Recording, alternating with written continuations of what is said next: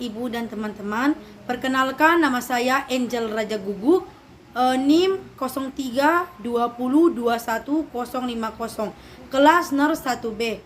Di sini saya akan menjelaskan tentang anatomi dan fisiologi sistem kardiovaskular. Sebelum kita masuk lebih jauh lagi, kita harus tahu apa itu sistem kardiovaskular.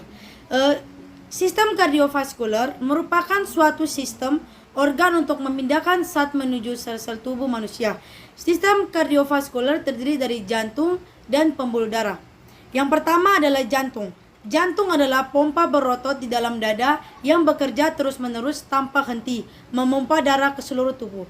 Bagian kanan kiri jantung masing-masing memiliki ruang sebelah atas atau disebut dengan atrium yang mengumpulkan darah, dan ruang sebelah bawah atau vertikal yang mengeluarkan darah. Agar darah hanya mengalir dalam satu arah, maka vertikal memiliki satu katup pada jalan masuk dan satu katup pada jalan keluar. Masuk ke anatomi jantung. Yaitu yang pertama ada atrium destra atau serambi kanan. Terletak di sebelah sini. Atrium dextra atau serambi memiliki lapisan dinding yang sangat tipis, rata-rata 2 mm.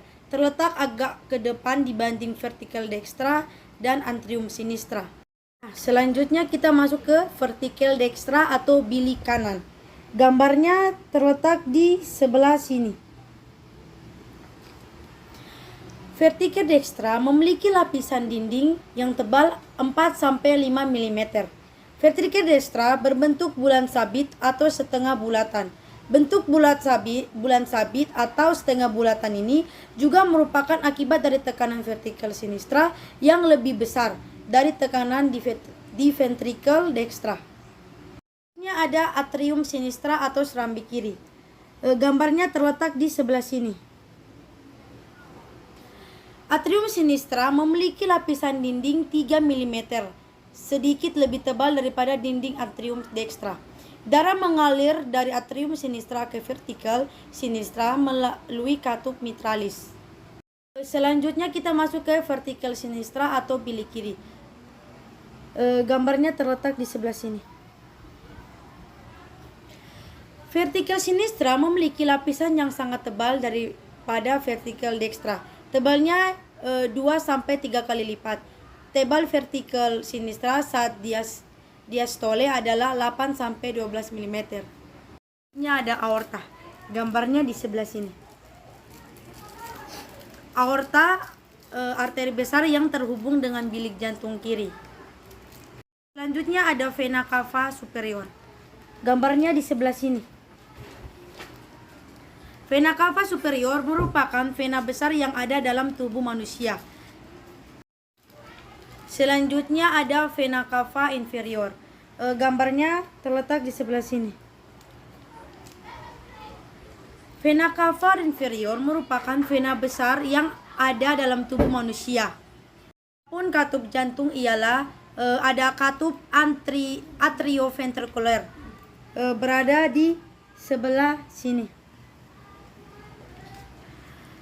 Katup atrioventrikuler ini adalah katup yang terletak antara atrium kanan dan ventrikel kanan. Selanjutnya ada katup mitral di sebelah sini. Katup mitral ini adalah katup yang letaknya di antara atrium kiri dan vertikel kiri.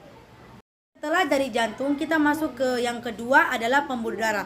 Pembuluh darah merupakan bagian dari sistem sirkulasi tubuh manusia.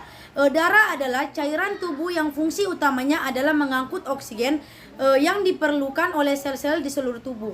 Darah terdiri atas plasma darah 55%, sel-sel darah 45% yang terdiri atas sel darah merah atau eritrosit, sel darah putih atau leukosit, keping-keping darah atau trombosit. Plasma darah merupakan komponen terbesar dalam darah. Nah, kita masuk ke fisiologi jantung dan pembuluh darah. Yang pertama, jantung. Jantung fungsinya adalah sebagai alat atau organ pemompa darah pada manusia. Yang kedua ada serambi kanan. Serambi kanan berfungsi untuk menerima darah kotor yang berasal dari seluruh tubuh. Yang ketiga ada serambi kiri. Serambi kiri berfungsi untuk menerima sumber darah kotor yang berasal dari paru-paru. Yang keempat ada bilik kanan. Bilik kanan berfungsi untuk memompa darah ke paru-paru. Yang kelima, bilik kiri berfungsi untuk memompa darah menuju ke seluruh tubuh. Yang keenam adalah aorta. Aorta berfungsi membawa darah yang mengandung zat oksigen dari bagian ventrikel kiri sampai ke seluruh tubuh manusia. Yang ketujuh ada vena cava superior. Berfungsi untuk membawa kembali aliran darah yang mengandung karbon dioksida yang asalnya dari seluruh tubuh di bagian atas menuju ke jantung. Yang kedelapan adalah vena cava inferior. Vena cava inferior berfungsi membawa darah yang berasal dari tubuh bagian bawah menuju ke atrium bagian kanan jantung. Adapun fisiologi katup pada jantung ialah yang pertama, katup atrioventrikular. Berfungsi membuat darah cuma bisa mengalir dari atrium menuju pada ventrikel. Yang kedua ada katup mitral. Katup mitral berfungsi untuk Jangan kayak gitu. Setelah dari jantung, kita masuk ke yang kedua adalah pembuluh darah. Pembuluh darah merupakan bagian dari sistem sirkulasi tubuh manusia. Darah adalah cairan tubuh yang fungsi utamanya adalah mengangkut oksigen yang diperlukan oleh sel-sel di seluruh tubuh. Darah terdiri atas plasma darah 55%, sel-sel darah 45% yang terdiri atas sel darah merah atau eritrosit, sel darah putih atau leukosit, keping-keping darah atau trombosit. Plasma darah merupakan komponen terbesar dalam darah. Nah, kita masuk ke fisiologi jantung dan pembuluh darah. Yang pertama, jantung. Jantung fungsinya adalah sebagai alat atau organ pemompa darah pada manusia. Yang kedua, ada serambi kanan. Serambi kanan berfungsi untuk menerima darah kotor yang berasal dari seluruh tubuh. Yang ketiga ada serambi kiri. Serambi kiri berfungsi untuk menerima sumber darah kotor yang berasal dari paru-paru. Yang keempat ada bilik kanan. Bilik kanan berfungsi untuk memompa darah ke paru-paru. Yang kelima, bilik kiri berfungsi untuk memompa darah menuju ke seluruh tubuh. Yang keenam adalah aorta. Aorta berfungsi membawa darah yang mengandung zat oksigen dari bagian ventrikel kiri sampai ke seluruh tubuh manusia. Yang ketujuh ada vena cava superior.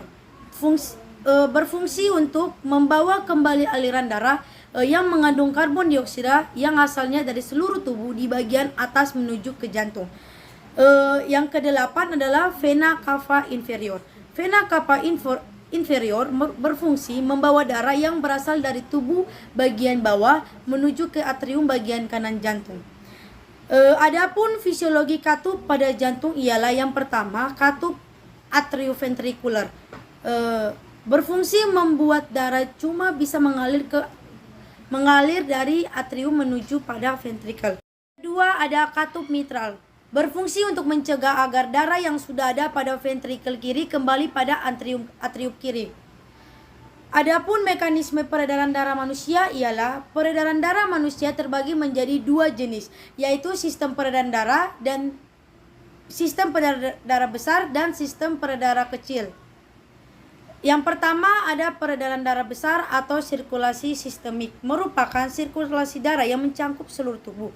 Sirkulasi ini berlangsung ketika darah bersih yang mengandung oksigen mengisi serambi kiri jantung melalui vena pulmonalis setelah melepaskan karbon dioksida di paru-paru.